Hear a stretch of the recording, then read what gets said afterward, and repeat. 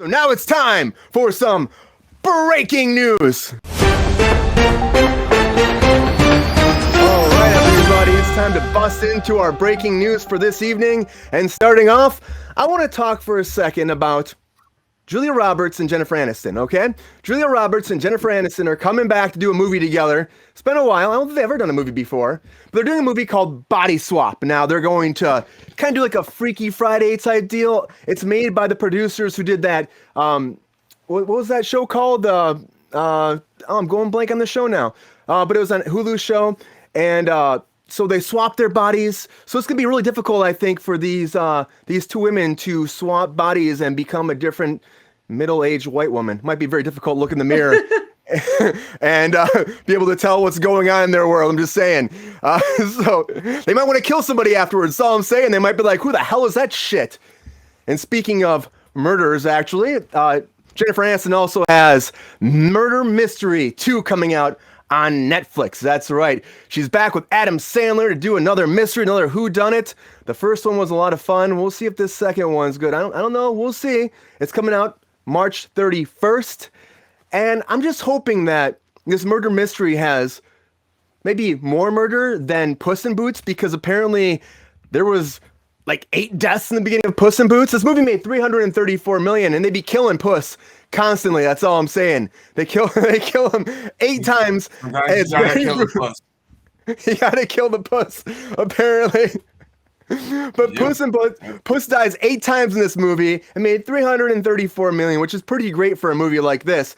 But I kind of agree with Eddie Murphy when Eddie Murphy said that they should probably have a donkey movie and not a Puss in Boots movie. I'm just saying. And he said that Donkey is the funniest, which I agree upon.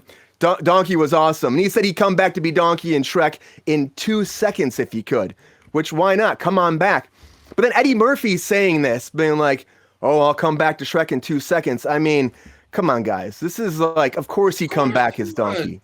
Of course you would. Think about how much money he's making, Chris. Chris, he's making so much money as Donkey, right? That's like it's like the Kansas City Chiefs and the Philadelphia Eagles being like, should I come and do the Super Bowl or not? Like, should I do that? I don't know if I should do that. Of course you're going to do that because it's the biggest thing of your career and it makes a lot of money. So, of course, it's a no-brainer. It's a no-brainer, right? It's a complete no-brainer. That's why, these two teams are slated to go head-to-head for the Super Bowl 57 on February 12th, everybody. It's going to be a big head-to-head, and that slate is set. But another slate that is coming for everybody out there is the DC Rihanna. Slate. Rihanna? Oh, yeah, Rihanna's doing that. Is she doing the halftime show, Chris? That's all I'm looking. I mean, that's all. The halftime show, because I'm not too sure about this Super Bowl. I'm really not. I'm not stoked upon it. I don't think a lot of people are. How are you feeling about it, Chris? Are you ready for the Super Bowl? I don't give a fuck who wins the Super Bowl. Tom Brady's not in it. Sabrina, I know you like that. Yeah. I love that cheating fuck. Cheater? What is it? Deflating ball says what? I'll deflate what? balls. Deflate game? I will tell you this. Anyone? No? Nope, I don't think so. Well, they're set to go head to head, everybody. Football, Brian, so back up. Don't jump in if you don't have any facts. I'm not the football guy. I have the receipt. I'm gonna use a pencil. Hold on. I'm like the guy talking about movies, not about football, but still it's happening. No, it's the Rihanna show to me. It's the Rihanna show. It's Rihanna's show. But the Super Bowl is one of the biggest events. Yeah, well, but the Super Bowl is still one of the biggest events for sporting, out there. It's one of the biggest sporting events, right? And that's something that's huge, monumental. So we have to just bring it up at least, February 12th. It's happening, and it's these two teams head to head. And they're slated to be a big matchup. We'll see what happens that day.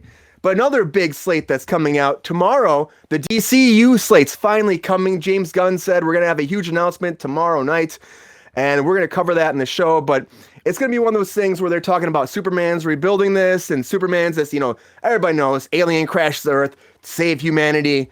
So we'll see what happens. We'll see what Superman's going to be like. They're going to reboot everybody, they're saying. And I'm saying one thing, though. Hopefully, Superman is still a good person that saves the Earth.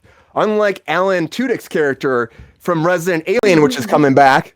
Season 3, they're shooting right now, where he is an asshole. I'm just saying. He's the kind of alien that most people probably wouldn't like, I'm just saying he's kind of rude, kind of crude, and he's a mean dude. That's all I'm saying. If he were to show up on Picard. That was Ninja Turtles. That was Ninja Turtles. Yeah, it was. He's a rude, crude dude. But if he were going to show up on Picard, they'd probably set their phaser to kill as opposed to stun. That's all I'm saying. Because Alan Tudyk's kind of an asshole on that show, but he's still trying to save the world. Well, Picard, everybody, is coming back for season 3. Then it'll be done. It'll be canceled. It's their last season. And it's going to be one of those things, everybody, coming out on, what is it? I think February 16th it is coming out. February 16th. You can check out Picard. My wife's Joanna's birthday. Well, she should watch Picard. Has she watched Picard before? Probably not. No, you haven't watched Picard? That's definitely not a Joanna show. It's a pretty big show that's made off of the Next Generation with Patrick Stewart as Captain Picard is back. But this new season looks like it's going to actually be diving into the Next Generation stuff, bringing back the old cast, and actually more like space as opposed to... I feel like it was more a character study the first 2 seasons. It wasn't really the same kind of oomph that show normally has.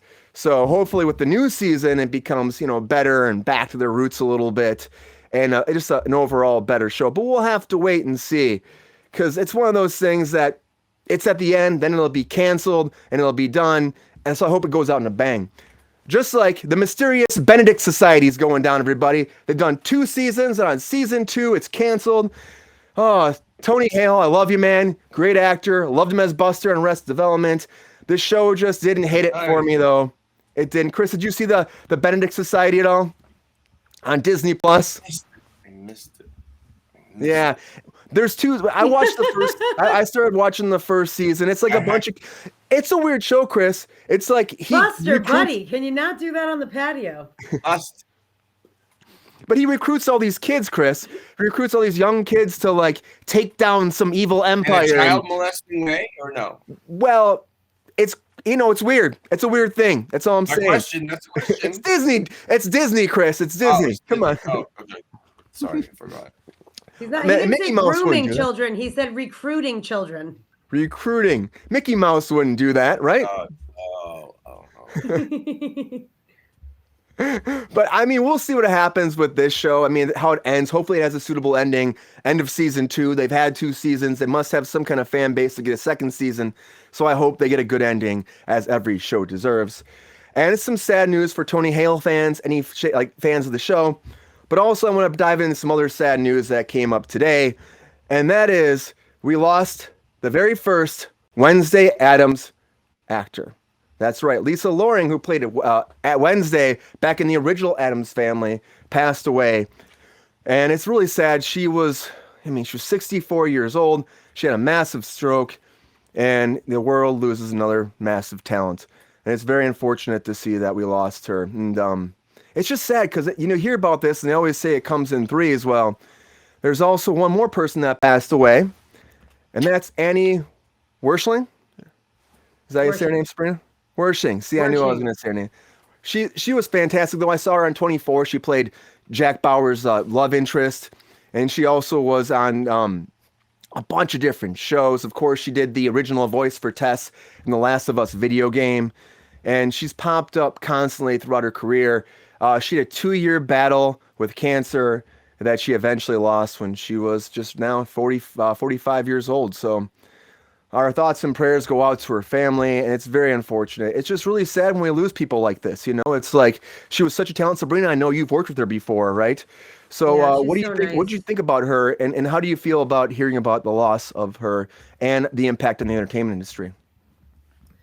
I mean, to lose anyone so young is awful. I mean, you can't even put it into words. She was so young, and she kept it under wraps that she was sick, which I totally understand and respect. It's just insane that in 2 years, from when she was diagnosed to now that she passed away. She's so young. She was a beautiful person inside and out. She was really, really nice. You work with a lot of people that you kind of feel like intimidated by, or, like tiptoeing around. And she was not that way at all. She was really, really sweet person. And She worked on Bosch the first season and came back the very last season for a little bit. So that's how I worked with her, and she was great. I feel terrible, and I hope there's a GoFundMe out there for her. Yeah, there is. I was Some gonna people say had that. put up, to help her family. So if anyone can contribute to that, please do. Also, send her love and prayers to her family. It's a tough time. I can't even imagine. Yeah. And we also lost Cindy Williams, who's in the chat too. Sorry.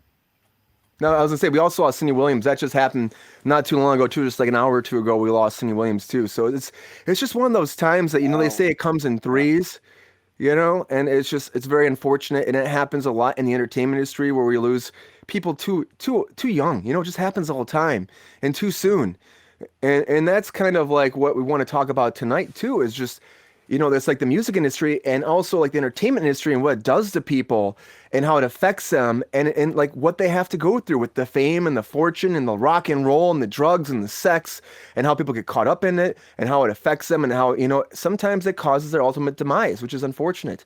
But I see it a lot. Like there's a lot of big people. Like we have the 27 Club. They bring that up all the time. How many big artists have lost their lives at 27? And it's just one of those things because they get caught up in that world and unfortunately, bad things happen. And with her, it's unfortunate it was cancer, so that's nothing involved. But what we're going to talk about tonight, we're going to dive into some subjects that are, a lot of people that are big, big musicians that we lost over the years we shouldn't have lost so early. And also people that are still living but are affected by this monstrosity of an industry that just tears them apart. And they have to fight it constantly just for their own survival, which is very unfortunate.